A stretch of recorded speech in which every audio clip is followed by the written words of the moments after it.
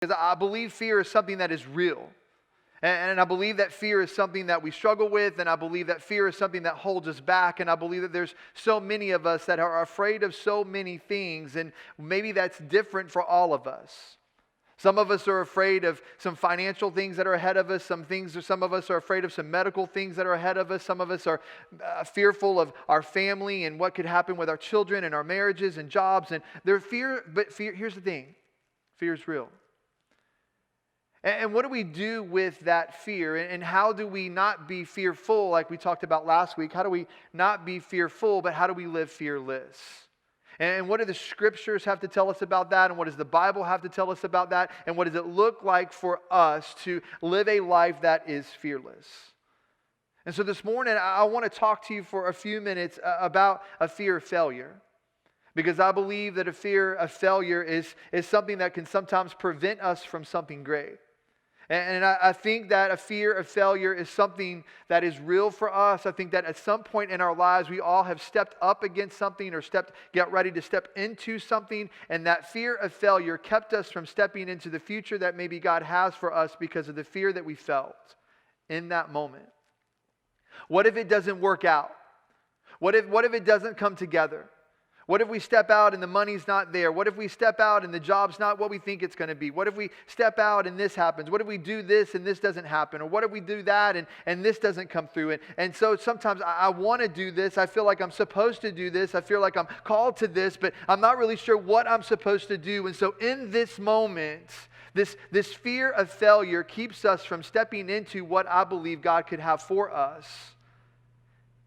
And we just kind of fade away. I don't know about you guys. I'm not a huge TV fan, right? Like regular TV. Like I don't really like a lot of regular TV shows. Kim has a few shows that she really loves, and I'll watch it occasionally with her, and it might catch my interest. I'm a sports guy. Like I'll watch sports all day, every day, right? ESPN 5000, like whatever, right? I'll watch it. But I'm not really into regular TV, but there's one particular show that I do like, and maybe you've heard of it, or maybe you like it too. It's called Shark Tank, right? And so I love the show Shark Tank, and I don't really know why. Maybe it's because of this entrepreneurial spirit that I have in me and loving to start new things, but there's something about Shark Tank. Like if it's on, I will watch it, or if I know that it's coming on, I'll watch it. There's just something about the show that appeals to me. You got these people that have stepped out and who knows how much money they've spent, how much time they've spent creating this concept and creating this product and building this thing and then inventing this thing and doing all this stuff. And then they're about to step into a room on national television with some of the richest, most powerful business people in the world and try to sell their idea and sell their concept. And if you've never seen the show, then here's kind of how it works. Let's say that I had an invention, something that I thought might work, and I put it together, and we throw it on the internet, and it sells, let's say, $100,000 in a year, and I'm looking for an investor to come along and help, and they walk into this big room, and there's like 5 or 6 sharks, as they call them, sitting in these chairs. And they get about a minute or two to pitch their idea and why they should buy it and why they want an investment. We're looking for $250,000 for 20% of our company, or 10% of our company. And the sharks ask all these questions, and sometimes they're in, and sometimes they're not. Sometimes there's one guy particularly that says, "You're dead to me," right? Like he just kind of turns it off. And there's some that say, "Nah, this really isn't my thing. I'm really not into this particular concept or this type of clothing or whatever. And so I'm out. But every once in a while, more times than not, a shark will say, "I like the idea. I like you. I like your energy. I'll give you the $250,000 for 22%. But I can't imagine from this idea of these people that walk into this room. Because all we see is what the final product is. But think about how much time must have gone into them putting this thing together. Them building this concept, them building this clothing line. How many times did they fail? How many times did it fall apart? How many times did friends and family tell them, "No, you should never do that. You should never step out. You should never build that. No one's going to buy that. No one's going to use it. Don't." All the haters in the world telling them that you shouldn't do this. But yet they had a dream and an idea and a vision, and they kept working towards it. And then all of a sudden they walk in on national television, and a multi-billionaire like Mark Cuban, who owns the Dallas Mavericks, says, "I'll give you $500,000 for 10% of your company." Hello. Right? And so there's this concept of this idea, but there has to be this fear. I mean, what if I walk into Shark Tank and they all laugh at me and tell me that I'm an idiot and turn me down? What if I walk in and this doesn't happen, or they say this, or they do that? I mean, what if there's this fear of failure that I have that may not come forth? And as we look at this idea and unpack this idea today of a fear of failure, last week as we introduced this idea in this series to you, we talked about Peter. Peter, kind of the leader of the 12 disciples, kind of Jesus' right-hand man, is known for being a little blunt, and a little bold, and saying some things and not really thinking before he speaks, which is some of us struggle with that. But Jesus is walking on the water towards them, and some of the disciples think it's a ghost, and Peter cries out and says, "Lord, if it's you, tell me and I'll come to you." And Jesus says, "It's me." And Peter steps out of the boat and begins to walk towards Jesus and walks on water and gets to Jesus. He's not focused on the storm. He's not focused on the waves. He's not focused on anything else except getting to Jesus. And as he gets to Jesus, then he begins to notice the storm, and then he begins to notice the waves, and then he begins to sink. And Jesus, he cries out and he begins to sink, and Jesus reaches down and grabs him and pulls him up, and they walk back to the boat together. And if you remember last week, we talked a little bit about how Peter just needed to focus on his next step. That if Peter had focused on the waves and the wind and all the things that were going on around him, then he was gonna mess up. Like he would have never stepped out of the boat in the first place because of all the distractions and all the storm that was blowing on around him. But when he stepped out of the boat and he just began to focus on what was his next step, he was okay. And how for us, like we all have a next step. Whether that's a next step in our marriage, whether that's a next step in our lives, whether it's a next step in our job, whether it's a next step here at the church. Like we're here, but we haven't quite serving yet, or we're here and we haven't quite given a full 10% in our tithe yet. There's always a next step for us to take in our lives. And I told you that fear will sink you, but that Jesus can save you. And so this morning, as we talk about a failure, a fear, as we talk about a failure of fear, I want to introduce to you guys a concept that I learned about 1.5 years ago. And you may be wondering, and maybe you're the person that walked in and didn't notice that there's a giant black piece of tape on the stage, and maybe some of you walked in and were like, what is that black tape about? But I want to introduce you to a concept this morning called threshold of scary.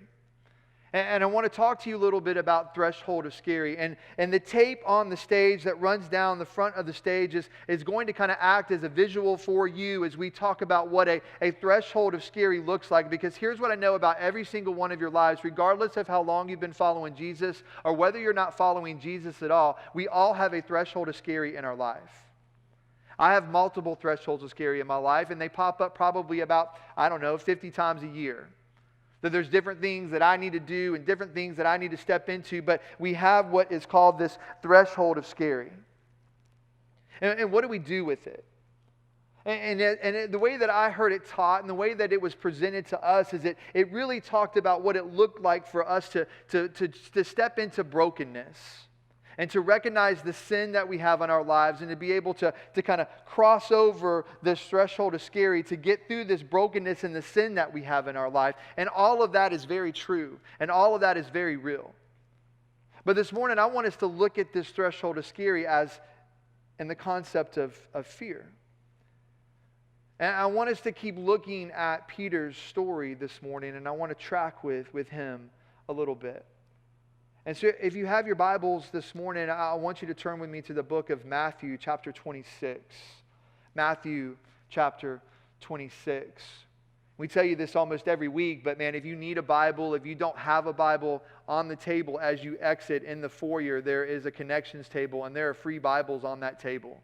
If you need a Bible, you take a Bible. No strings attached. We just want to put the Word of God in your hands. I looked back this week or a couple weeks ago and was like, man, we're out of Bibles again. and looked at some things, and we have handed out or given out like over 40 Bibles as a church, which is pretty amazing to me that we've put the Word of God in that many people's hands. And I don't know if some of you guys are taking them and giving them to people or what you guys are taking it, but I'm just thankful and amazed that even as a small church that we've given out that many Bibles. It's pretty awesome to me. But Matthew chapter 26. If you don't know Peter's story, if you're not familiar with the story, I want to set you up a little bit. That Peter was a fisherman, and Jesus called him out and said, hey, as his ministry began, he said, hey, follow me. And Peter said, okay. And Peter stepped out in faith with some of his buddies, and they began to follow Jesus. And Peter kind of becomes the number one disciple for Christ, and he's kind of the leader of the disciples. He's this, as I mentioned earlier, this outspoken guy, sometimes says things before he thinks, if that's you. Right? His mouth gets ahead of his mind sometimes, or his heart, and he just says whatever's on his mind, I guess, without filtering it. Peter doesn't really have a filter. And as he walks out on water like we talk about, and then the ministry continues, and Peter does amazing things, and there's him and Jesus have some ups and downs and some hard conversations and some different conversations. And at one point when they come to arrest Jesus, it's Peter that steps out with a knife and cuts off the guy's ear, the guard's ear. Now, whether he was intending to cut the ear off or whether he just has bad aim, we don't know. But we do know that he cut the dude's ear off. And Jesus is like, calm down, Peter. Like, grabs the ear, puts it back on, right? Like nothing. Here you go, right? And so, but we find ourselves in this story where, right, as Jesus has now been arrested, and he's before Caiaphas, and he's before the council, and he's being arrested, and they're beating him, and they're telling him, and they're plucking his beard, and they're doing all this kind of stuff, and they're doing all these things to him, and they're beating him, and Peter's kind of following Jesus through the crowd as Jesus is being led up to go to eventually fall in front of Pilate, who is the leader of that day in this area, the Roman leader in this area. And Peter's kind of following from a distance, kind of tracking him a little bit, kind of watching what's happening and what's going on. And it's kind of where in the story Jesus has now been arrested, and he's about to begin to face trial. And Peter's just kind of hanging back, seeing what's going on. And this is where we're going to pick up in the story. Matthew 26, verse 69. And it says, now Peter was sitting outside in the courtyard, and a servant girl came up to him and said, you are with Jesus the Galilean. But he denied it before them all, saying, I do not know what you mean. And when he went out to the entrance, another servant girl saw him and said to the bystanders, this man was with Jesus of Nazareth. And again he denied it with an oath, I do not know the man. And after a little while, the bystanders came up, and they said to Peter, certainly you too are one of them. Your accent betrays you. And then he began to invoke a curse on himself and to swear, I do not know the man. And immediately the rooster crowed, and Peter remembered the saying of Jesus that before the rooster crows, you will deny me 3 times. And he went out and he wept bitterly. So in this part of Peter's story, if you're familiar with it, earlier on, Jesus says, hey, that you guys are going to deny me, and when I'm crucified, and when I'm arrested, and when all this stuff's going to happen to me, you guys are going to leave me, and you guys are going to leave me stranded, and you're going to just leave me hanging out there, and you're going to leave me by myself. And Peter's like, oh no, Lord, not me. I got you. I'm with you. I love you. I will never leave you. I will be with you. I will fight to the death for you, basically. Not me, Jesus. All these other clowns, all these other guys may fade away, but not me. I got your back, Jesus. And Jesus looks at him and says, you're going to deny me 3 times. Before the rooster crows, you're going to deny me 3 times. And Peter finds himself following Jesus from a distance, and all of a sudden, he's confronted by a young girl who comes to him and says, man, hey, you're one of them. You're with Jesus the Galilean. He's like, no, man, I don't know the man. I don't know who he is. And a little bit later, he's in a different area, and another little girl walks up to him and says, hey, you're one of them, aren't you? You're with him. No, not me. I don't know the man.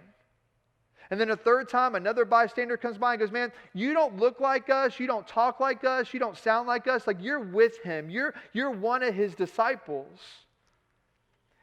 And Peter emphatically says, not me. I don't know the man. And immediately in that moment, the rooster crows. And Peter realizes that he has done exactly what Jesus said that he was going to do. And if we look at it in this concept of this threshold is scary.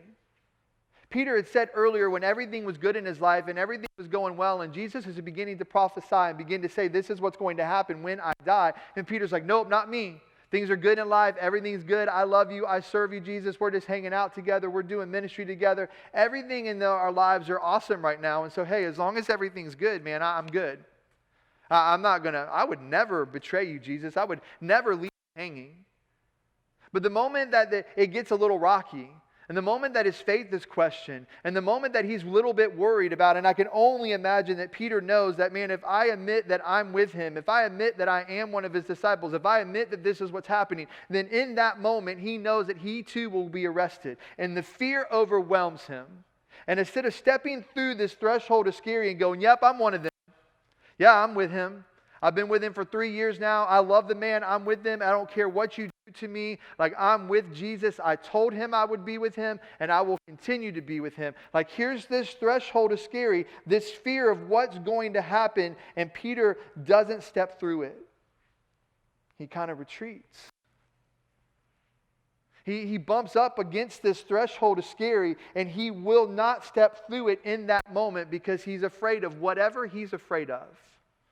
The scriptures don't tell us specifically why he's afraid, but we can only imagine that he knew that this is what was going to happen to him, that he too would be arrested. He too could be crucified. He too could be beaten. He too whatever.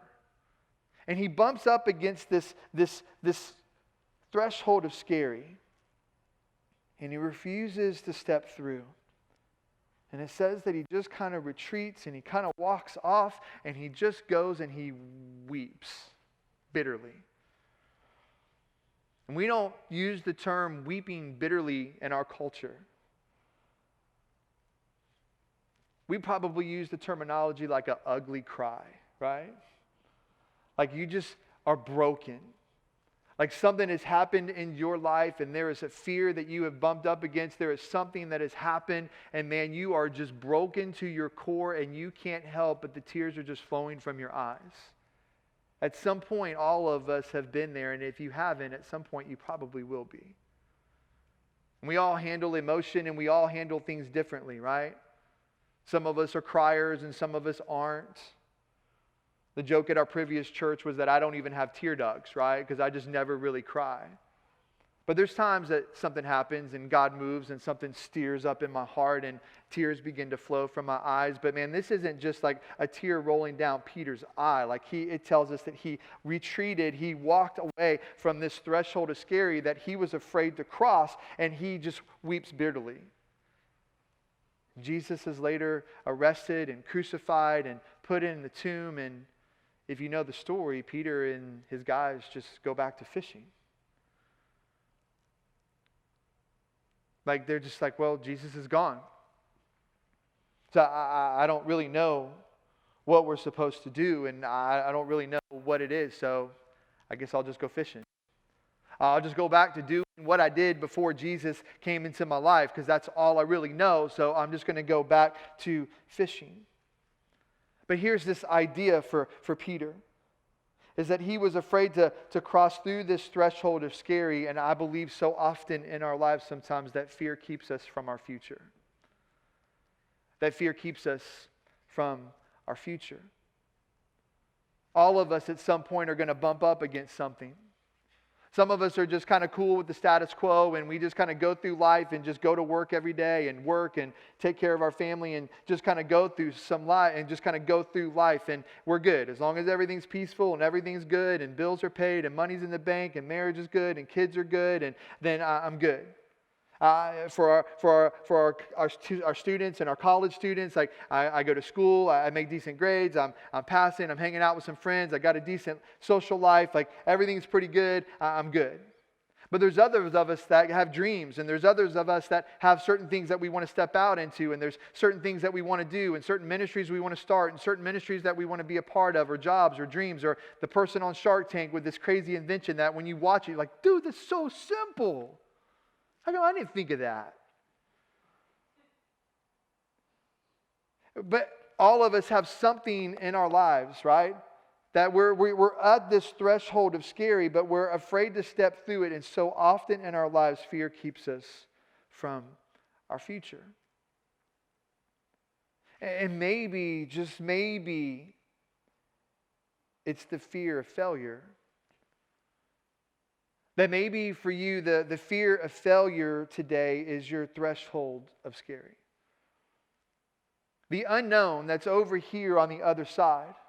The unknown that's over here that we don't know how it's going to work out and what's going to happen. And some of you guys are planners by nature. And man, and we talk about this often, like if I can just know what it's going to look like from here to about right here, maybe that's 10 years, then I'm good. But like Peter last week walking on the water, we just got to be focused on what the next step is. And for some of us, we're bumping up against this threshold of scary, and our threshold of scary this morning is a fear of failure. And if we can just step through the fear of failure one step at a time, then God will show us our next step, and our next step, and our next step, and our next step, and our next step. So eventually we are way down here, and maybe it looks differently than we dreamed up in our head, and maybe it doesn't, I don't know, but we're not going to know until we take the next step. But fear so often in our lives keeps us from our future. Flipping your Bibles with me to John chapter 21. Let's keep reading in Peter's story. So as I mentioned just a minute ago, Peter bumps up against this threshold of scary, this fear of what's going to happen to me if I tell them that, yes, I am one of those that love Jesus, that I am a follower of Jesus. What's going to happen to me in this moment? And he retreats and he goes away and he weeps bitterly, and eventually he just goes back to fishing because that's what he knows. And we know the story, and we celebrate it every Easter. That Jesus was in the grave 3 days, and then after that the stone rolls away and Jesus walks out, and it's the reason why we call ourselves Christians, because of the resurrection, right? Because of who Jesus is, because of his death on the cross, because of his resurrection. Like, it is big time. Let's celebrate it, and we do every Easter. But it shouldn't just be Easter that we celebrate it. We should celebrate that every day. And Peter and his guys just go back to fishing. And they're fishing one day, and all of a sudden Jesus just is now out of the grave, and he just kind of appears to them on the shore. And they've been fishing all night long. And I know that we have some fishermen in our church, and man, if you were fishing all night long and you didn't catch anything, I can only imagine that you would probably be a little bit irritated, that you'd be a little bit frustrated. I'm not a fisherman, but I can only imagine. It's probably why I don't fish, because I don't have the patience. Like 5 minutes, okay, I'm good, let's go, right? Nothing bit, let's go, right? But if you had fished all night long, you probably would be a little bit frustrated if you didn't catch anything. And Jesus appears to them on the shore, and all of a sudden he hollers out to the disciples, "Hey, did y'all catch anything? You got any fish in your net? Hey, how's the fishing today?" They basically tell him, "Man, we haven't caught anything. We've been out here all night long." And Jesus says, "Well, hey, just cast your net on the other side of the boat." And Peter, being the leader, Peter being the head guy, kind of the captain of the boat, I can only imagine him thinking in his mind, like, man, we've been casting this net all over this boat. Both sides, the front, the back, everywhere. Like, we've casted this net everywhere. We haven't caught a thing all night. And all of a sudden, some dude on the shore is going to holler at us to cast it on the other side. Like, what's going to happen? And they cast their net, and it's an amazing amount of fish. And then John realizes it's Jesus, and he tells Peter, "It's the Lord." It says Peter puts on his outer garment, and he jumps in the water, and he just begins to swim to shore. Like, he doesn't even wait for the boat. And he gets to the shore, and the other disciples get there, and they pull the net out, and there's all these fish. And they sit down to basically have a barbecue in the morning. Jesus is going to cook some fish, and they're going to have breakfast. And Jesus and Peter begin to have a conversation that I think talks to us a little bit about this threshold of scary this morning. Look with me in John chapter 21, starting in verse 15. It says, "When they had finished breakfast, Jesus said to Simon Peter," notice that he calls him by his full name, Simon, son of John, do you love me more than these? And he said to him, Yes, Lord, you know that I love you. And he said to him, Feed my lambs. And he says to him a second time, Simon, son of John, do you love me? And he said to him, Yes, Lord, you know that I love you. And then he said to him, Tend my sheep. And he said to him a third time, Simon, son of John, do you love me? And Peter was grieved because he said to him the third time, Do you love me? And he said to him, Lord, you know everything. You know that I love you. And then Jesus said to him, Feed my sheep. Truly, truly, I say to you, when you were young, you used to dress yourself and walk wherever you wanted. But when you are old, you will stretch out your hands, and another will dress you and carry you where you do not want to go. This, he said, to show the kind of death that he was going to glorify God. And after saying this, he said to him, Follow me. Many of us are familiar with this story, but what I love so much about this is that there's a part of me that really believes that the reason why Peter went back to fishing instead of trying to pursue after Jesus and trying to do what he should for Jesus is that he had bumped up against this threshold of scary once, and he had retreated, and he had kind of ran away, and he had kind of gone in the opposite. That maybe, just maybe, that Peter just went back to doing what he knows.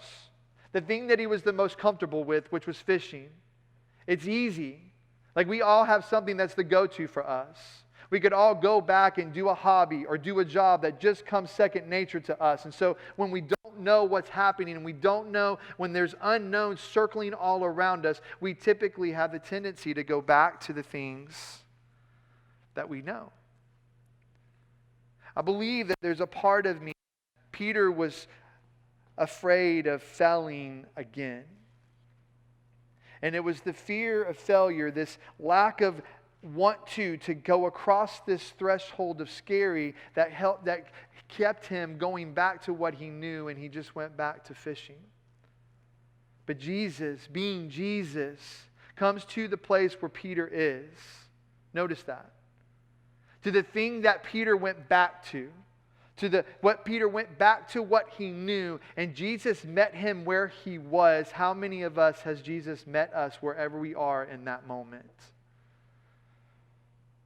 He didn't wait for Peter to get done off of work and go home and chill out and watch Netflix and just kind of be there chilling, waiting. Like, he didn't wait for Peter to do that. He went and met Peter where he was. Which is the thing that he went back to, because I think that's what he knew, and he was afraid to step across this threshold of scary because I think he was afraid that he would fail Jesus again. And Jesus just begins to ask him these questions 3 times. Do you love me? Simon, son of John, do you love me? Remember, Jesus is the one that changed his name from Simon to Peter. Now all of a sudden, when they're in this moment where Jesus is establishing the relationship, where Jesus is about to offer forgiveness, where Jesus is about to say, hey, I know that you're worried about failing again. I know that you're worried about what you're supposed to step to, that you are fearful in this moment, but I got a plan for you, and I got a big plan for you, and in order for you to live out that plan, I need you to cross this threshold of scary. I need you not to worry about failing. I need you not to be fearful. I need you to be fearless. Do you love me? Simon, son of John, do you love me? Yeah, Lord, you know I love you. Okay, then I want you to feed my sheep. Hey, Simon, son of John, do you love me? Yeah, Lord, you know I love you. Then I want you to tend my sheep. Getting closer, closer. Simon, son of John, do you love me? And John, who's writing this, who is another disciple who's sitting there around the bonfire watching this whole conversation going on. I don't imagine that Jesus and Peter were whispering to each other. I imagine it was just a normal conversation.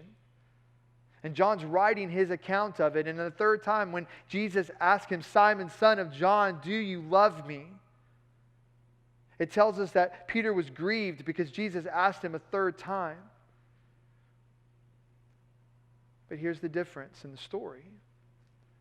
When Peter was faced with the fear of, hey, aren't you one of his disciples? Don't you know the man? Haven't you followed the man? When he was asked that question 3 times, on the third time he said no and he retreated. This time he's asked the question by Jesus 3 times, do you love me? Do you love me? Do you love me? This time he steps into it.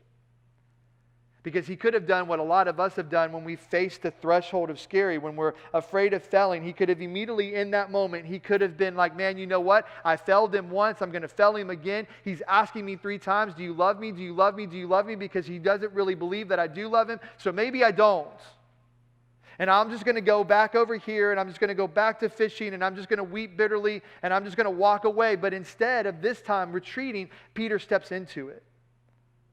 Peter isn't worried about this threshold of scary. It says that he's grieving, but he could have done what so many of us are done when we're faced with it, and we're not sure if God's there for us, and we're not sure if God's real, and we're not sure if he loves us, and I don't understand why he won't answer my prayers, and so on and so on and so on. We just walk away from it. If Jesus was to look at us and go, Kevin, do you love me? No, I mean, do you really love me? No, like, do you really love me? I think I would probably be grieved the way Peter was. Because he's doubting everything at that moment.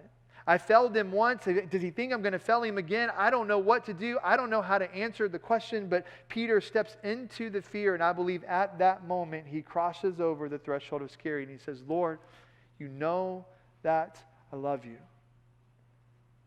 And Jesus immediately forgives him, establishes him, and says, okay, I got a future for you. This is what the future looks like for you. But he doesn't get the future if he just retreats when he bumps up against the threshold of scary. I mean, are you tracking with me this morning? You guys got what I'm saying? Like, he bumps up against the threshold of scary. He could walk away again, but he doesn't. He steps over into it, and because of that, God's able to establish him and restore him and forgive him, and the brokenness is gone and the sin is gone, and all of that happens, and Peter goes on later to lead the church as we know it today. All of that because he crossed this threshold of scary that so many of us are afraid to cross. And so this morning, as we wrap up this series of what it looks like for us to live a life that is fearless, I want you to understand and see that let's not let fear determine our futures. That so often in our lives, we allow fear to determine our future. And all of our fears are different. We talk about it all the time here as the context of when we talk about the word go, that's part of our purpose statement, which we use the terminology like living on mission, what it looks like. Or maybe you have been with us for a while and you've heard us say, like, it's not about the place you're coming, but the places that you're going. It's not about church. It's not about what happens on Sunday morning here. It's about what's happening at the laundromat and what's happening at Starbucks and Walmart and our jobs and our neighbors. And are we living on mission for Christ? Are we living on mission for Him? But that go looks different for all of us. For Kim and I, go was to go and plant a church. God may not be calling you to go and plant a church. He may just be calling you to go across the street and just invite your neighbor to church.